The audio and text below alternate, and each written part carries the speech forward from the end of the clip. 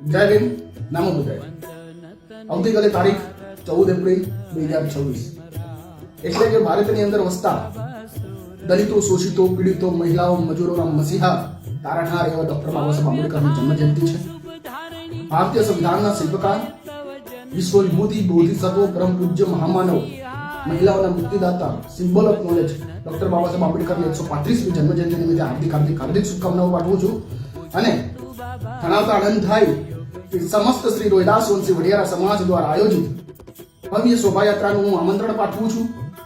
આવતીકાલે સવારે 8:30 કલાકે રસા ચોકડી મુકામેથી બાઇક, 4 વ્હીલ અને ડીજેના કાફલા સાથે જય ભીમના નારા સાથે ગગનને ગુંજવી શકે એવા બાબા સાહેબ આંબેડકરના સૂત્રો સાથે આપણે એક બાઇક રેલીનું આયોજન કર્યું છે, જે શોભાયાત્રાનું આયોજન કર્યું છે. જે શોભાયાત્રા રસા ચોકડીથી નીકળી માંડવા, જાળિયા, લીમડા, અંગોલા ચોકડી, પરવાળા, ઢેઢકડી અને ધોળા મેઇન બજારમાં થઈ સમસ્ત શ્રી રોહિદાસ વંશી વડિયારા સમાજ 212ની ધોળા વાડી મુકામે બાબા સાહેબ આંબેડકરના પ્રતિમાને ધારતોરા કરી ફૂલની માળા અર્પણ કરી બાબા સાહેબ આંબેડકરના સંઘર્ષોને, બાબા સાહેબ આંબેડકરના વિચારોને યાદ કરી સમાજના મહાનુભાવોના મુખથી બાબા સાહેબ આંબેડકરે કરેલા સંઘર્ષોને વાગોળીને બાબા સાહેબ આંબેડકરને આપણે શ્રદ્ધાંજલિ પાઠવવાની છે.